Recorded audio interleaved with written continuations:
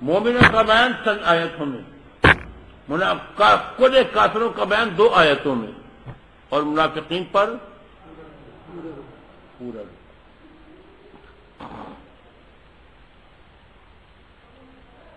اور رکوع بھی مختصر رکوع نہیں ہے۔ یہ کیوں؟ کہ مسلمانوں کے لیے اور اسلام کے لیے منافق زیادہ خطرناک ہے کل کافر سے، کل دشمن سے۔ سمجھے؟ آج مسلمان جو پریشان ہے، آج بھی کہتے امریکہ ہے،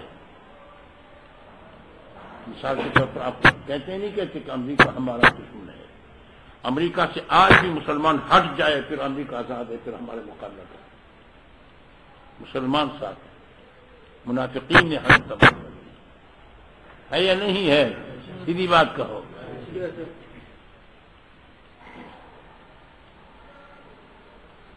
منافقوں کے ہاتھ مسلمان پریشان، منافقوں کی سازشیں، منافقوں کی منصوبے، اسلام کے نام لیوا، لینے والے لوگ، اسلام کے دعویدار اور ٹھیکیدار جو اپنے آپ کو کہتے ہیں،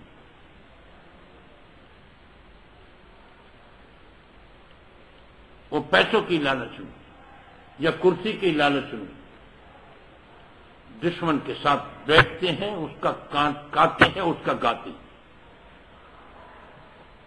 اور مجاہدین کے خلاف بیہودہ باتیں بناتے ہیں۔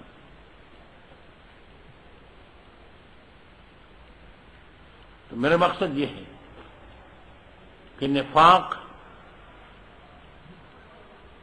کہ منافق کے بارے میں اللہ فرماتا یا ایھا النبی جاہد الکفار والمنافقین واغلظ علیہم، ان پر سختی کرو، واغلظ علیہم۔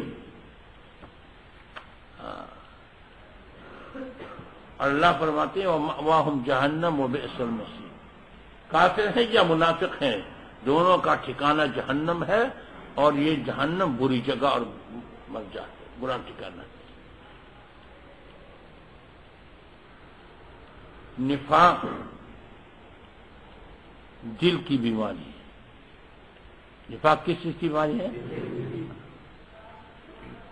خدا نے خود فرمایا ہے وَمِنَ النَّاسِ مَن يَقُولُ آمَنَّا بِاللَّهِ وَبِالْيَوْمِ الْآخِرِ وَمَا هُم بِمُؤْمِنِينَ يُخَادِعُونَ اللَّهَ وَالَّذِينَ آمَنُوا وَمَا يَخْدَعُونَ إِلَّا أَنفُسَهُمْ وَمَا يَشْعُرُونَ فِي قُلُوبِهِم مَّرَضٌ، فِي قُلُوبِهِم، ان کے دلوں میں بیماری ہے،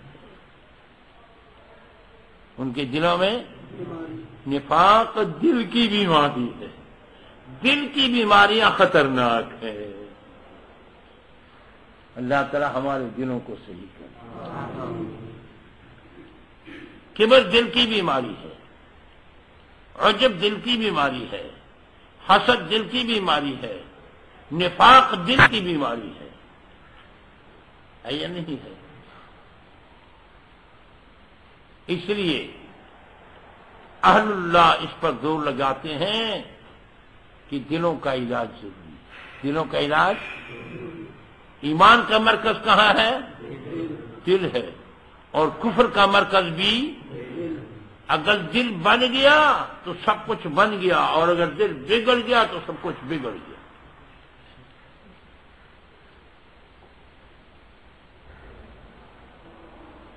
سمجھ گئے؟ دل بگڑ گیا تو سب کچھ، یہ حضور کا فرمان ہے، بار بار آپ سن چکے ہیں۔ حضور اکرم صلی اللہ علیہ وسلم فرماتے ہیں ان فی الجسد لمضغہ، ان فی الجسد لمضغہ اذا صلحت صلح الجسد كله واذا فسدت فسد الجسد كله الا وهي القلب او كما قال رسول اللہ صلی اللہ علیہ وسلم۔ بے شک بدن کے اندر ایک ٹکڑا ہے گوشت کا،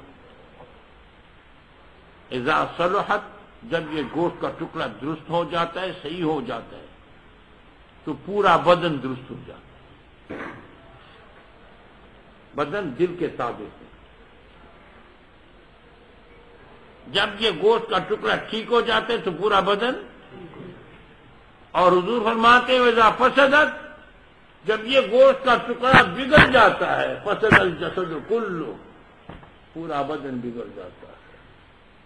حضور فرماتے ہیں وہ گوشت کا ٹکڑا کون سا ٹکڑا ہے؟ الا وہی القلب، خبردار وہ دل ہے. کیا ہے؟ دل.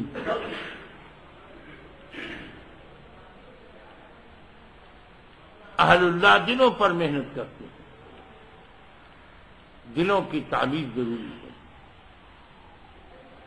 سمجھ گئے؟ دل کہتا ہے کہ لوگ کیا کہیں گے، گاڑی چھوڑوں گا تو لوگ یہ کہیں گے، لوگ یہ کہیں گے، لوگ یہ کہیں گے، لوگ یہ کہیں گے، جو لوگ یہ کہیں گے. دل نے فیصلہ لیجیے کہ میں نے چھوڑنا ہے، لوگ بکتے رہیں، میں اپنی داڑھی چھوڑوں گا، لوگ کہتے رہیں تو کیا ہوگا. جس نے چھوڑا اس کو کسی نے معاشرے سے نکالا؟ جواب دو. وہ بھی اسی معاشرے میں رہ رہا ہے. لیکن اور جس نے نہیں چھوڑا وہ بھی اسی معاشرے میں رہ رہا ہے، لیکن اس کو اپنا دل یوں سبق دیتا ہے کہ تم نے نہیں چھوڑنا ہے، پھر یہ ہو جائے گا، پھر وہ ہو جائے گا. اور اس کو دل نے کہا کہ تم نے چھوڑنا ہے، کچھ نہیں ہوتا تو پھر چھوڑ دیا. نہ اس کو کسی نے معاشرے سے نکالا، نہ اس کو کسی نے معاشرے سے نکالا. لیکن اپنے دل کا فیصلہ ہے یا نہیں ہے؟ دل نے فیصلہ دے دیا، پھر ساری دنیا ایک طرف ہو تو پھر پرواہ نہیں ہو. لیکن جب تک اپنا دل ٹھیک نہ ہو تو بڑا مشکل ہوتا ہے، بڑا مشکل ہوتا ہے. پھر تیاری کر لو گے، کرتا ہوں بیان سن لو گے، پھر بعد میں سوچو گے یہ گھر والے کیا کہیں گے. کچھ نہیں ہوتا، اللہ تعالیٰ ہمارے معاشرے کو دیندار بنا دے. میں نے آپ کو سنایا تھا اللہ تعالیٰ کہ سیدنا اللہ شاہ بخاری رحمۃ اللہ علیہ کا واقعہ مشہور ہے. اللہ تعالیٰ ہماری بیویوں کو اس طرح سب کی بیویوں کو اللہ نیک بنا دے، اور جس کی نہیں ہے ان کو اللہ تعالیٰ نیک بیویاں دے. فرماتے ہیں سیدنا اللہ شاہ بخاری رحمۃ اللہ علیہ کا واقعہ کہ ایک مرتبہ ساتھیوں نے مجبور کر دیا کہ داڑھی کا خضاب کر لو، کالا رنگ لگا لو، تم تو مجاہد ہو، اور مجاہد کے لیے کالے رنگ لگانے کی اجازت. مجاہد کے لیے کالے رنگ لگانے کی، تم تو مجاہد ہو، انگریز کے ساتھ مقابلہ کر رہے ہو، انگریز کے خلاف ہو، اس لیے انگریز کا مقابلہ کر رہے ہو، اس لیے داڑھی کو رنگ. شاہجی فرما رہے تھے کہ میں نے کافی ساتھیوں کو سمجھایا، انہوں نے کہا نہیں شاہجی تم تو مجاہد ہو، لگا لو. وہ بڑا خوشطبع انسان بھی تھا، بڑا مجاہد بھی تھا، خوشطبع بھی تھا. وہ فرماتے میں نے داڑھی کو رنگ لگا دی. اب وہ نخروں سے گھر جا رہا تھا کہ گھر والے خوش ہو جائیں گے کہ شاہجی تو جوان ہوا ہے، شاہجی تو جوان ہوا ہے. گھر جا کر جب اندر داخل ہوا تو بیوی نے ایسے دیکھا تو بیوی کہنے لگی اور شاہ جی تم نے یہ کیا منہ کالا کر دیا ہے، تم نے یہ کیا منہ کالا کر دیا ہے. تو شاہ جی فرماتے کہ میں نے سوچا کہ نہ خدا راضی نہ بیوی راضی، نہ خدا راضی. اس مخلوق کو آپ راضی نہیں کر سکتے. غلط فہمی میں ہے کہ میں سے گیا، مخلوق ہر حال میں تمہارے اوپر کوئی نہ کوئی اعتراض کرے گا، لیکن تم نے اللہ کو راضی کرنا. کس کو راضی کرنا ہے؟ شیخ سعدی رحمۃ اللہ علیہ نے بستان میں لمبی تفسیر کی ہے. فرما رہے ہیں اگر صوفی بن گئے ذکر شروع کی تصویر تو لوگ کہیں مکار کو دیکھو مکاری کر رہا ہے، تصویر بھی ایسا ایسا کر رہا ہے. اگر پھر فضول باتیں شروع کی، بک بک شروع کر دیا، بےہود آدمی ہے اسے کوئی کام بھی بک بک کرتا ہے.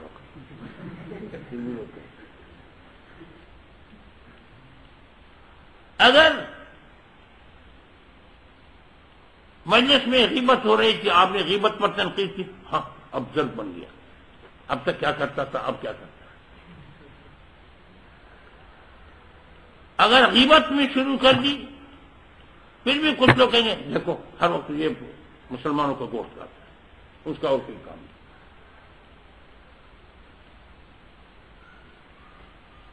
دیانتدار بن گئے پھر بھی آپ کو لوگ معاف ہو، اور بددیانت بن گئے پھر بھی لوگ معاف ہو گالیاں دیں گے. کیونکہ جو آپ کے ظلم سے تنگ آئے ہوں گے، آپ دفتر میں ہیں اور رشوت لیتے ہیں اور لوگوں کا کام روکتے ہیں، تو وہ گالیاں دیں گے ہی نہیں دیں گے. وہ فرماتے ہیں معاشرے میں اگر آپ یوں چاہتے ہیں کہ سارا معاشرہ مسموت سے خوش ہو، یہ نہیں ہو سکتا. لہذا ایک خدا کو خوش رکھنا، کوئی خوش ہو کوئی نہ خوش ہو. اللہ والوں کی باتیں بڑی کہہ رہی، کوئی خوش ہوگا کوئی نہ خوش ہوگا. سارا معاشرہ تم خوش نہیں کر سکتے، پھر بھی کوئی نہ کوئی آپ کا مخالف ہوگا.